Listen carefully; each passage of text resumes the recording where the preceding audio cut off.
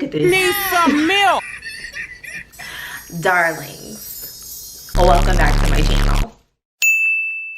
Y'all know that I typically do a Q&A video in February because I celebrate my channelversary. I think it's been 6 years of having my YouTube channel, and some of you have literally been here from the beginning. I ain't popping like that, so I don't really need to do like Q&As multiple times a year or anything like that, but I definitely always make it a point to do them in my anniversary video, my channelversary video, so that anybody new can ask a question, or if you guys just have questions about what I've been sharing or what you've been seeing or anything new that comes up, you can definitely ask them. So should I do a life update? I mean, I feel like we'll do a little bit of a life update because your girl is on Beyonce's internet. I can't even. We're gonna talk about it. Let's just get it out the way, okay? So I am minding my black business, okay? I'm minding my black business. I got a business. I have a business, but I'm really minding my black personal business, right? So I'm sitting there, and one day, I think this was over Christmas break. So I honestly, you guys, I don't even remember the day.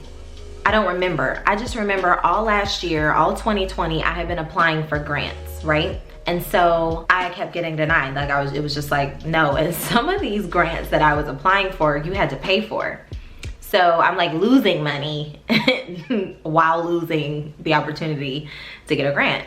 So basically, one day over the break, you know, over Christmas break, Jerry and I were just sitting on the couch, and I was just like, I'm just gonna look up a whole bunch of like small business, black owned woman, anything that small black woman. I applied to it. So I was looking up grants, and I saw the one and only Beyonce had teamed up, Be Good had teamed up with NAACP. They were giving away a Black owned small business impact fund grant. So I was like, okay, cool. So I had already kind of like pre-written the responses that people who, or like the responses that they ask you for when you are applying for a grant. So I was really like copy and pasting or whatever. And then I made a video and then attached it, boom, checked it off the list, done, and went on to research more grants. So like I said, that was at some point over Christmas break. Girl, January 12th, I get an email. Now mind you, don't I love when black people say mind you while they're telling the story? Mind you, I'm off of social media in January. Completely. I'm Daniel fasting. Me and God is getting like this. I'm hungry. You feel me? So it's just like I'm minding my business again. I get an email and it was like, oh, recipients of whatever. So I was like, oh, okay. I guess they're gonna announce. I guess they're gonna put it in an email who won. And I have been used to this because one of the grants I apply for always emails and says who the winners are. Never found myself on the list.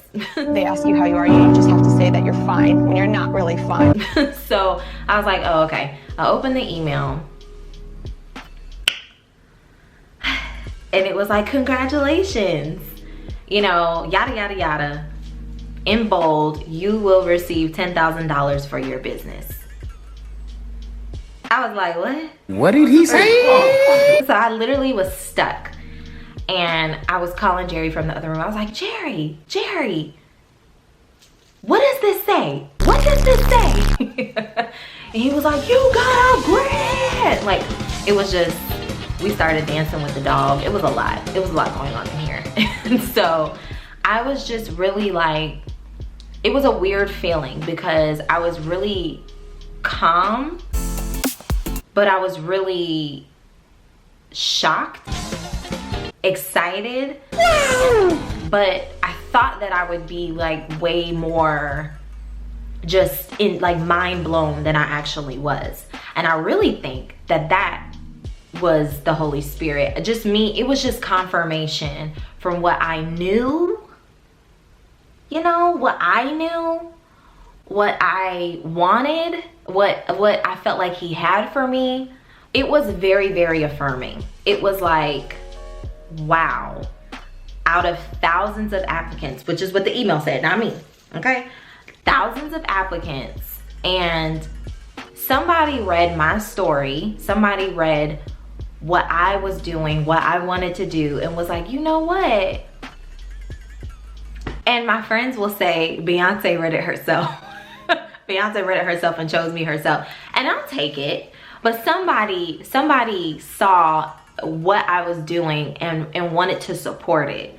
And that just meant the world to me. And then I was proud of myself, because I'm like, I am able to finally, because sometimes it takes a long time to like really nail it. But I was able to articulate exactly the purpose of my business and the passion behind it and the impact we were trying to make and all of those things. And it really clearly resonated. And then y'all, God be showing out, because God don't even have to do the little details. Like I could have got a grant from all of these other places that I have been applying to, and I get a grant from none other than Beyonce. I can't, like, you're just adding details at this point, because you know I love Beyonce. So at this point, you just showing out. Like, God, you just want to be like,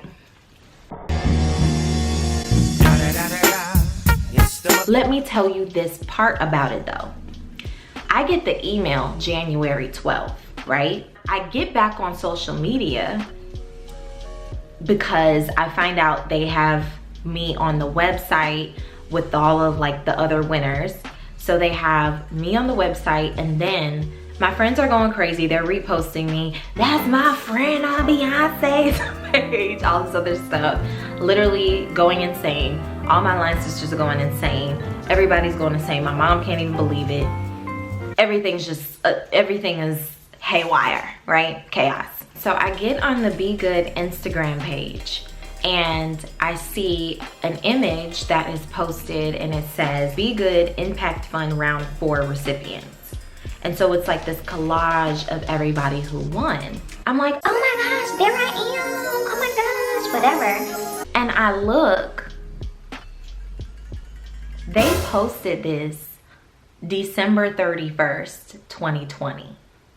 I didn't even know until January 12th. But that really means, and then here's for my churchy folk, put a little organ right here. Which means it was already done.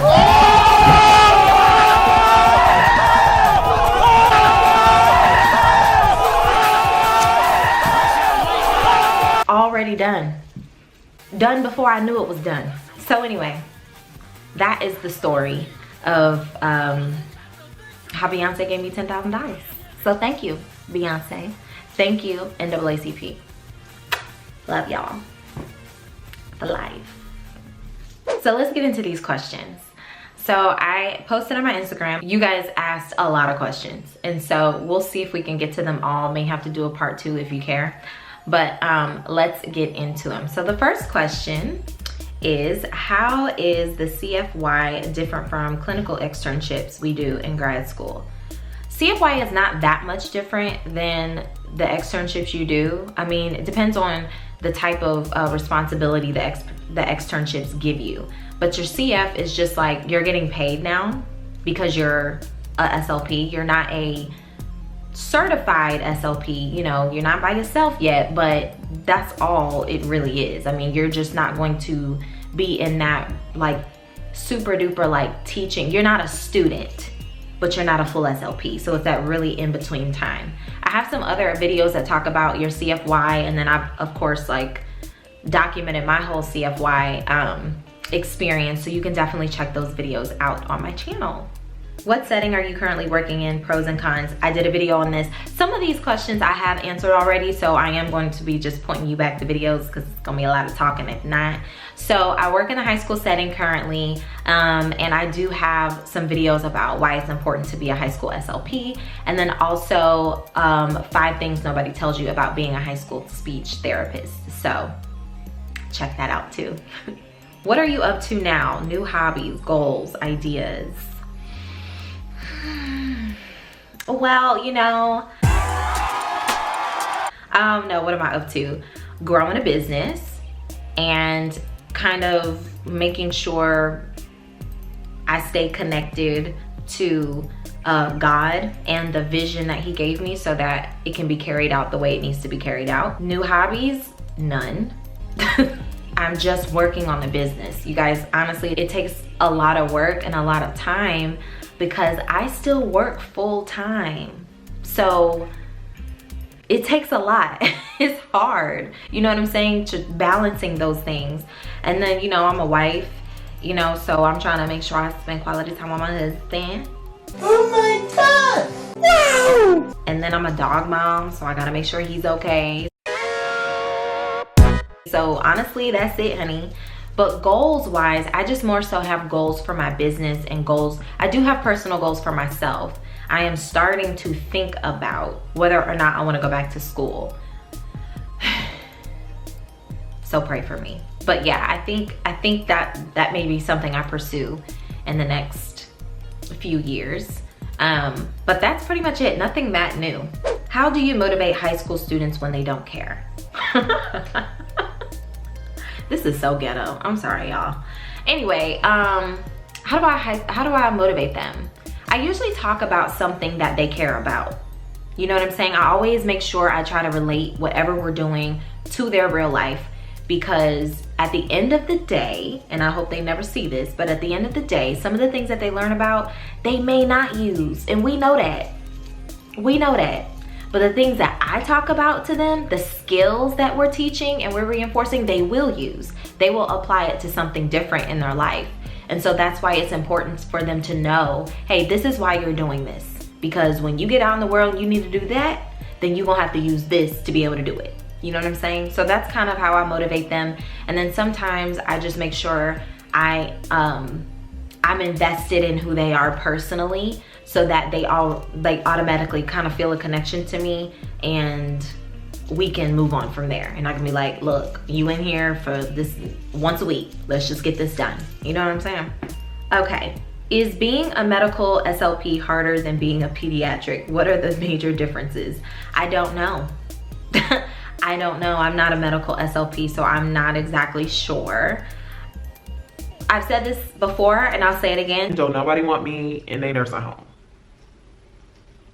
You do not want me helping you swallow.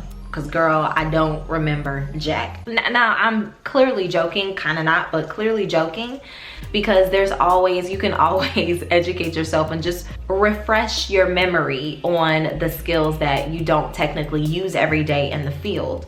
But I'm just not interested. That's all it is. I ain't interested. I want to work with the kids, so I'm just gonna go do that. Reason behind going into business for yourself. So many reasons.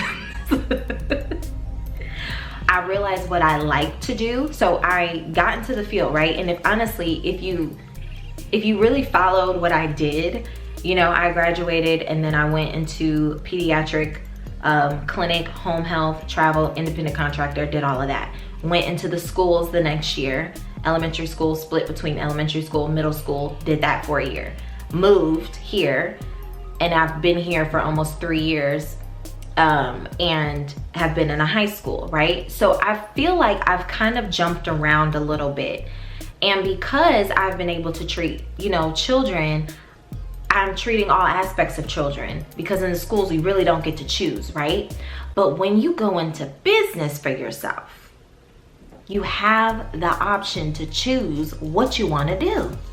And I need the option to choose what I want to do. I want to be a speech therapist, but I don't want to do certain things, as far as like, I don't want to work with certain populations. I don't want to have to do things that they want to make you do in the school sometimes with the little ones. Like, so it's just really just having my own options to do things. But honestly, it's really not even that, because the schools, if you get in the right district, you get in the right, you know, region, they'll pay you enough for you to be like, I'll do what you need me to do.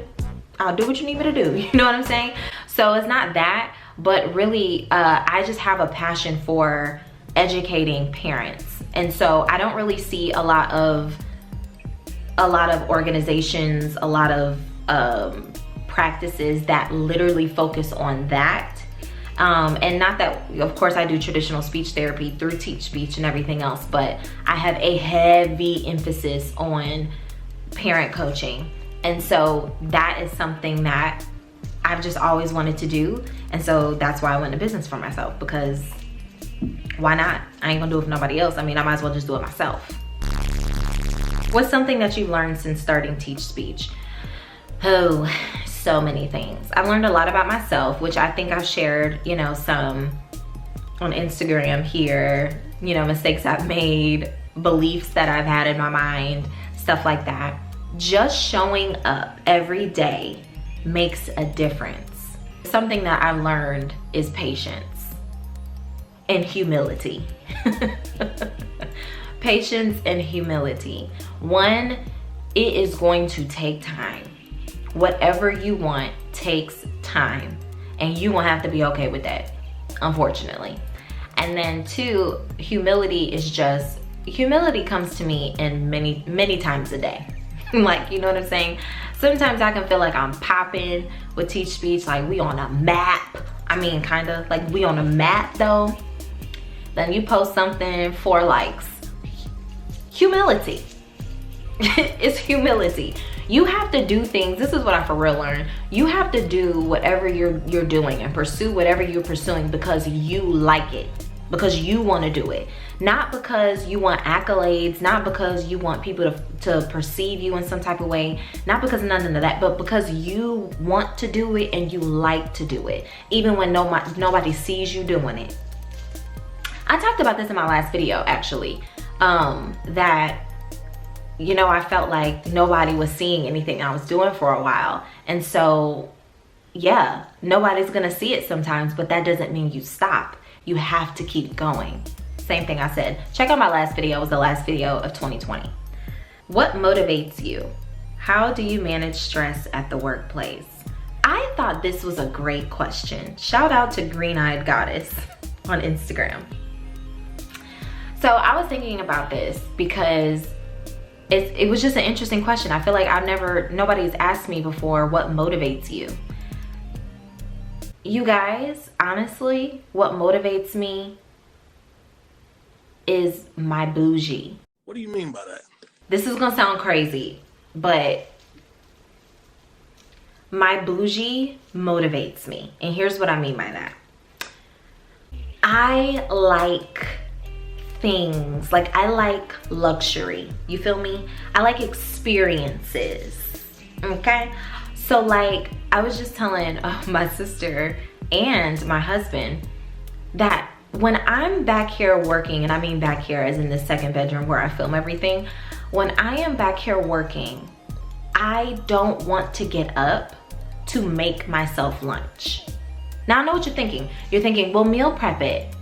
I don't want to meal prep it. I want somebody else to make it for me and to bring it to me warm. You know what I'm saying? I don't want to drive myself places sometimes. I want a driver. You see what I'm saying? It's my bougie that motivates me. I want a certain lifestyle, and you can judge it if you want to.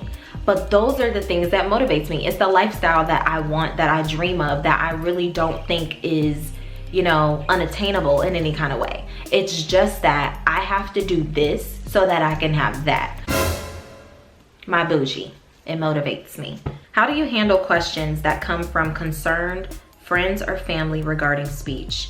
I just ask a lot of questions. Anytime I hear concerns from parents or friends or anything like that, I always usually ask a lot of questions. I get like real, like Inspector Gadget-y. You know what I'm saying? Like I'm real like, okay, so what do you do when this happens? Okay, so what is she doing? Is she doing this? Or is he doing that? Or, you know, whatever. So I try to understand the situation as much as possible. And then I tell them what's typical, and then I tell them what to look for. So really, when you start thinking about, if you're an SLP and you start talking to parents and you want to get into like parent coaching and things like that, you really just need to start talking about what you know. you need to start practicing. If you don't do it well, you need to start practicing dumbing stuff down and making it very digestible so that parents and friends and all of those other people who are outside of our field and our world can understand it.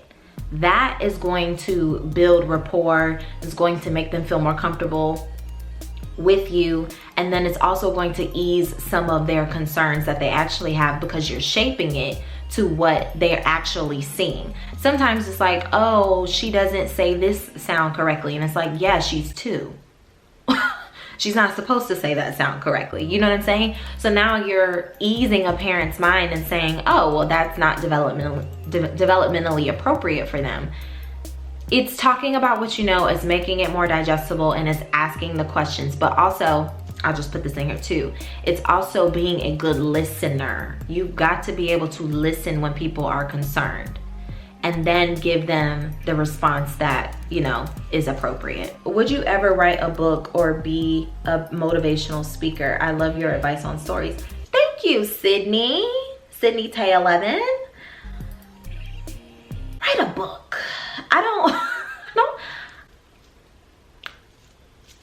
I won't say never, but I ain't thinking about it right now, no.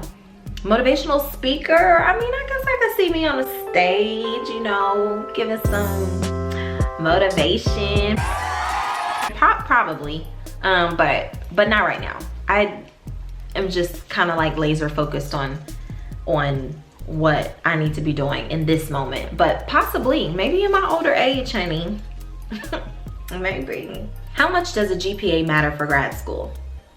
Will they accept a 3.0? It depends on what school you're applying to, what their requirements are. So I would really just make sure you look into that specifically and then try to do your best. I would get, 3.0 is good. If you can get any higher, aim higher. Any advice on being a Black SLP grad at a PWI in this predominantly white profession? Oh, yeah. I went to a PWI in undergrad. Honestly, I would push through. I would address what needs to be addressed with tact. But I would address what needs to be addressed and push through, because we really do need more Black people in this field. More people of color as well, other people of color, but we also need more Black people in this field. So push through it, do what you need to do, say what you need to say, but then also just get it done. Get your paper so we can have you in here making a difference. How do you start with turning your passion into a business? I think your passion, if you want to make it a business, I think your passion, I think you need to solve a problem. You need to have a problem to solve. So because honestly, your passion doesn't always have to be your business. Your passion can just be your passion, and it can be a hobby that you really like and that you enjoy doing. You guys, when you turn something into a business, sometimes it is not fun. It takes some of the fun out of it. I kid you not. Like, please do not look at my page or my videos or nothing else and think that ain't nothing else going on behind the scenes that makes this just like easier. I'm not always having the time of my life, okay? I'm passionate about parents, but sometimes parents get on my nerves. You feel me? So it's like, you can definitely, if you want it to be a business, I think you need to solve a problem, and there needs to be a market for it. There, all of those things. But then I also think you need to just do your research. Ask so many questions and then plan and execute.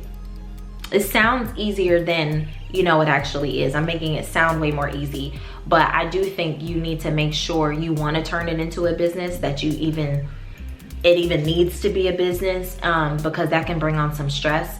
Also, that you have a problem to solve and that it's actually in demand.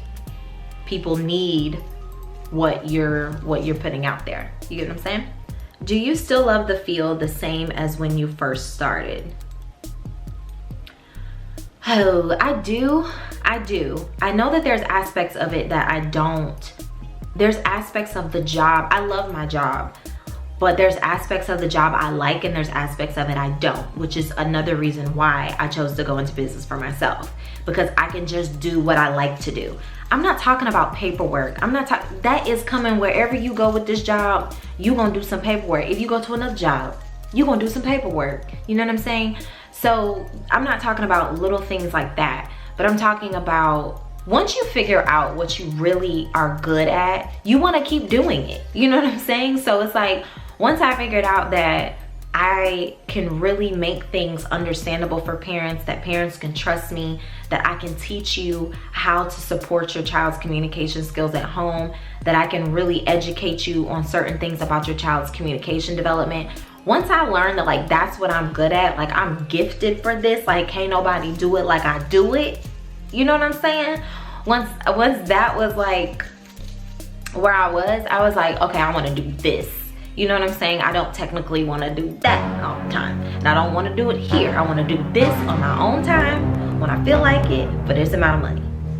You see what I'm saying? So I do love the field because the field gives you so many opportunities. Like being a speech therapist, I'll say this to the day I die. You have so many options, and then you can create options for yourself. You know what I'm saying? So I do love that aspect of it the most. And then I love, of course, at the core what we do by helping people and how we do that. But the same passion for it, like broadly, no.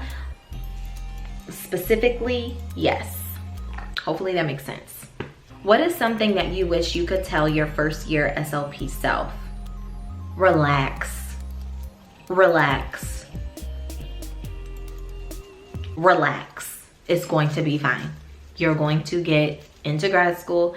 You're going to graduate grad school. You're going to get a job. You're going to start your own business. Beyonce gonna give you $10,000. You know what I'm saying? Relax. It's going to be fine. Literally, you don't have to be a perfectionist. That's what I would tell my first year self. Okay, last two here. Which stage was the hardest during your journey of becoming an SLP? Probably grad school, I feel like. Which one was the hardest? It was all like difficult. It wasn't easy, but it doesn't, and when I say that, I always say this, but just because it's hard doesn't mean it's impossible. You can do it. Like, okay, if somebody says, oh, it's hard, and like what, you can't do hard things? Girl, bye. Things can be hard, and that doesn't mean you look forward to it being hard, but it also doesn't mean it's impossible. So all of it was hard, but the hardest part was probably grad school when I had to start applying what I was learning in the classroom in the clinic.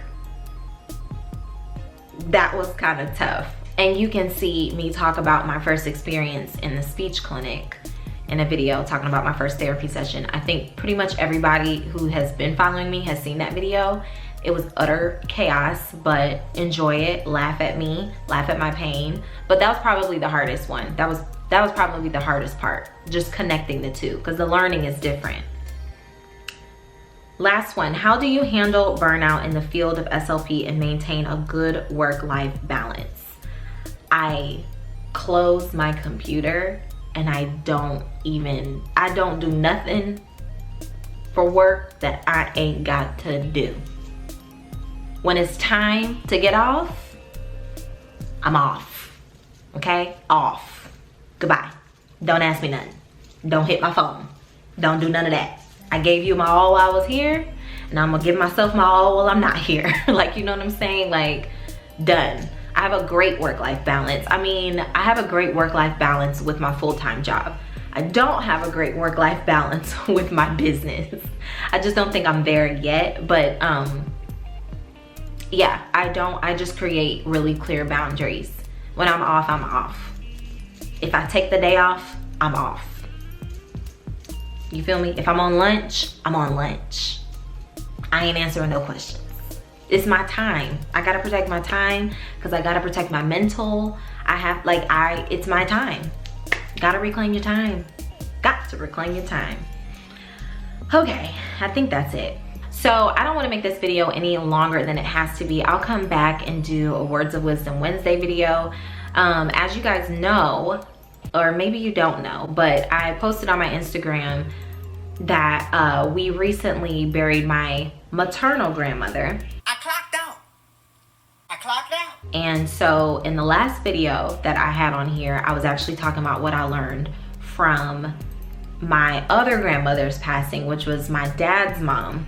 And then the beginning of February, my mom's mom passed unexpectedly. And so it was just like, really? You know? But I have learned some things from there that I definitely want to share with you guys. So make sure you thumbs up this video if that's something that you want to hear in another video, because this one's gonna be too long. So I'll definitely come back with a Words of Wisdom Wednesday video if that's something that you want to hear. If you have any other questions for me, make sure you drop them in the comments below. Thank you guys so much for supporting, coming back, dealing with my sporadic upload schedule. We're gonna try to get it together. We're gonna try. So I guess I'll talk to you guys later. Bye, darlings.